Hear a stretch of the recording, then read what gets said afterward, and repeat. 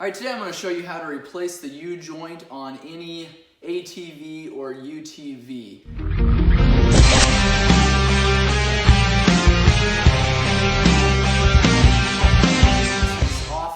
The U-joint I'm going to be showing you today is off of a Suzuki King Quad 300, but all U-joints are going to be replaced almost identically. Different size U-joints, obviously, different size yokes, a little bit different design, but all U-joints look real similar to this and are done the same way. So before I start, I like to find two screwdrivers that are exactly the same size, make sure they're flat. The reason why we do that, there's clips on all four of these caps on this U-joint, and we've got to push those out of there. And if you've got a clip that you tap on it, it'll just continue to spin around this cap, and you can't get it off that way. If you have two screwdrivers, you can take, and I'll get to a spot here where I can use both the screwdrivers. Well, that clip's gonna come off. The best thing that can happen is that clip will come and work itself out just like this, so you can get in behind there with a screwdriver and pry this out. A lot of times that doesn't happen, and it just creates a level of difficulty. And then make sure I tap it very, very slowly so that it doesn't go flying across the room. So there's a clip there, and maybe one of these other ones I'll have to use two screwdrivers on, so I can show you how to do that. Let's see, we're gonna pull this clip out here. I like to pull two clips across from each other out, and I'll show you why here in a second. Okay, well, this one isn't gonna need two screwdrivers either, but the reason why I like to have two screwdrivers, if that clip's just gonna spin, takes two screwdrivers that are similar in size, put them just like this on either side of the clip, and then you take and tap on it just like that. And you tap on both screwdrivers at the same time, that'll push it directly out, straight out. This happened to cooperate, and I don't actually have to do that on this one. So now, we'll take and pry this clip out. And again, being careful so it doesn't go flying across the room or hit you in the face. Sometimes a little bit bigger screwdriver will allow you to get in there a little bit better. All right, both clips are out. Now we've got two clips out on either side of each other. Now the clips that are out, or the caps that don't have the clips on them anymore, what I like to do then is take a screwdriver, and I like to hold down below here, and I tap right down on this yoke right here. What that's doing is pressing that cap out. I'm gonna get about a fourth of the way out, and do the same thing on the other side. And if these caps are complete junk, it will not, it won't take very long to do this. These still happen to be in good condition. I'm going to do the demonstration with these. Oh, those caps just went everywhere, or those bearings just went everywhere. So I was going to try to keep those in good condition so that I can show you what it looks like going back together. All right, now we push those off.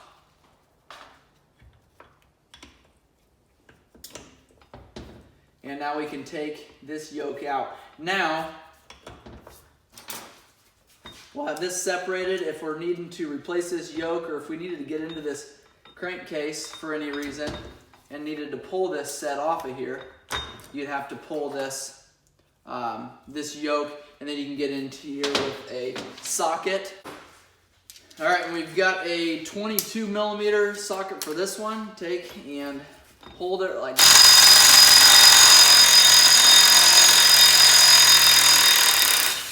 spin it off of there, and you're able just to pull that yoke then out there. If you need to replace that seal, you can do that at this time.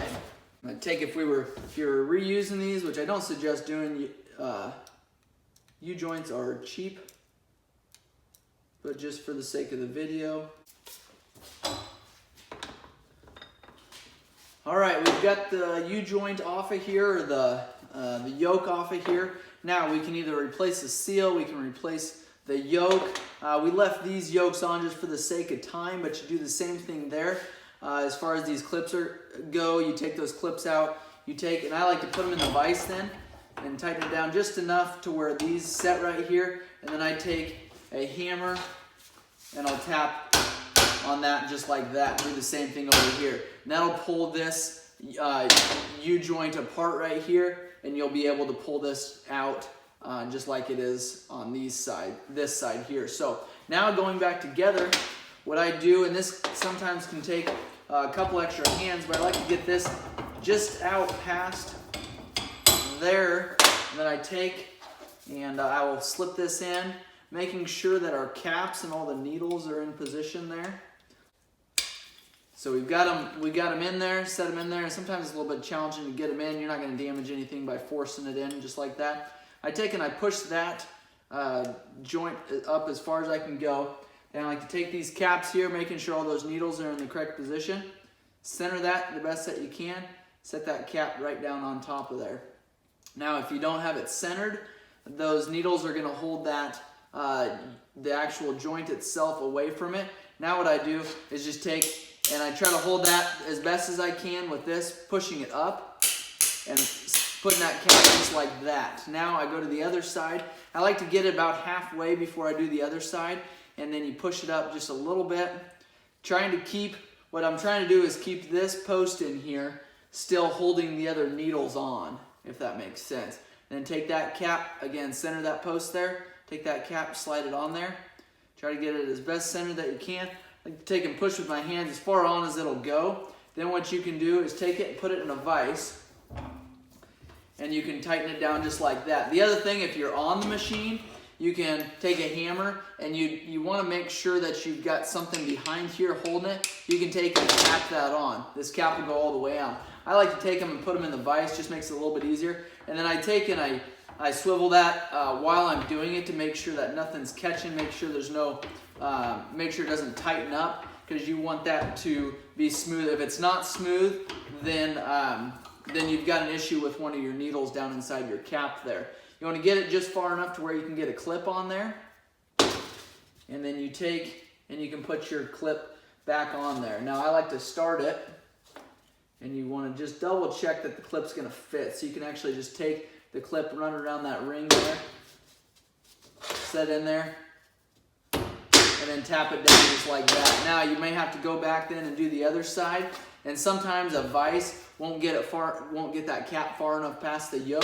You have to take a hammer, tap on it there. Again, you want to make sure that when you swivel it, that it's in moving condition. Tap it on slightly, a little bit farther there, and that is good there. Now we'll take and put that clip on. Now obviously this yoke isn't going back on this motor. We're not going to have a way to get that nut on there, so you want to make sure that if this yoke needs to be attached to this shaft, that you've got this yoke attached to the actual shaft. Put the nut on there, obviously, and then do this process. You don't have to pull a motor to do this.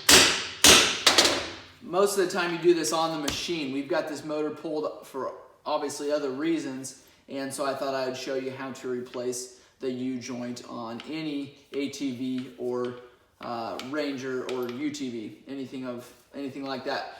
Rangers have quite a few U-joints on them, and they have a tendency of going bad. So utilize this video for replacing those U-joints. If you have questions or comments, leave those below. Please subscribe and like these videos if they're helpful.